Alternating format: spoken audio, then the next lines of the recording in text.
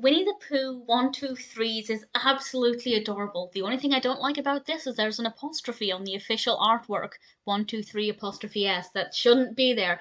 But I guess we're learning counting, not grammar, so I'll let it slide. But this is really delightful. This was released in 2004, directed by Katona and Ed Wexler, and Christopher Robin is having a potluck party.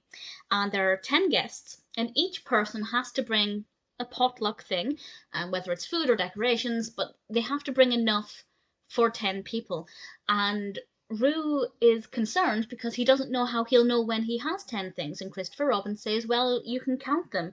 And initially, Christopher Robin suggests that Pooh Bear can help Roo to count to 10, but unfortunately, Pooh Bear hasn't really been practicing his numbers and has kind of forgotten.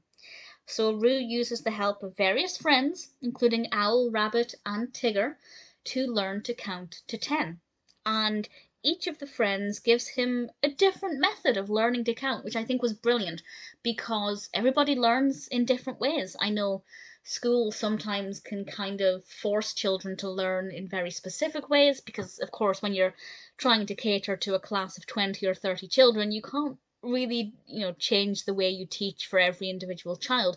But this presents various ways, and it's done in a way that's really engaging. Owl points out numbers in everyday objects, and I thought this was a fantastic way to get children to look around their environment and identify numbers, even if they don't quite know what those numbers are yet. Being able to just recognize that something is a number is a really brilliant start. Owl did have a song about counting, which I was hoping would be the case, but the song's a little bit too fussy. It's got a little bit too much going on, and it's quite quick as well. And I feel like this is aimed at very young children, considering a second ago we were just learning about how to recognize a number. Roo didn't even know the difference between letters and numbers at this stage. So this song seems a little bit too complex for that age range. It's quite a catchy song, to its credit, but it's definitely a little bit too much for learning to count. I think there's too much going on. We then go to Rabbit, and Rabbit is gardening as always, and Rabbit uses his vegetables to help Roo count, and Roo counts his various vegetables, and whenever Roo is counting, the number pops up on screen, which I thought was a great way to help children to start recognize the sounds of the numbers, the names of the numbers, with the visual appearance. And I think the pacing there was very good, and there was a lot of, obviously, repetition of counting different things. Obviously, children learn by repetition. We all learn, generally, by repetition. And I think it was very well done. And then Tigger brings in a physical element. Roo is still struggling to remember the numbers at this point, and Tigger says that he should try bouncing the numbers, and bounces in time with the numbers.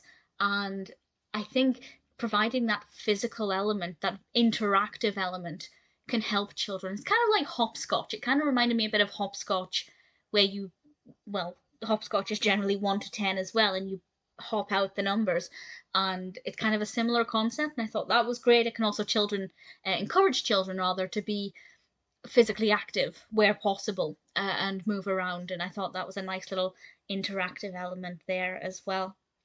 It really is an absolute delight. It's very educational.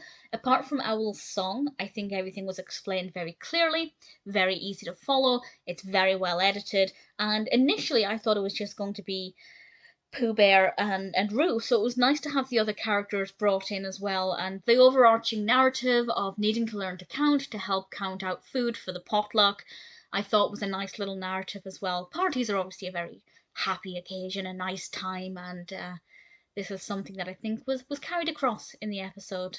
Piglet was there as well. I forgot to mention Piglet. Really liked it. Definitely enjoyed it. Obviously, me not being the target audience, I wondered if it was maybe something I'd find interesting but not entertaining. But being a big Winnie the Pooh fan, I found it to be rather charming, and I was really pleased to see just how beneficial this could be. Winnie the Pooh 123s is an absolute delight, worth watching for kind of fun nostalgia of Winnie the Pooh if you're an older viewer, and something that I think is really beneficial for younger viewers.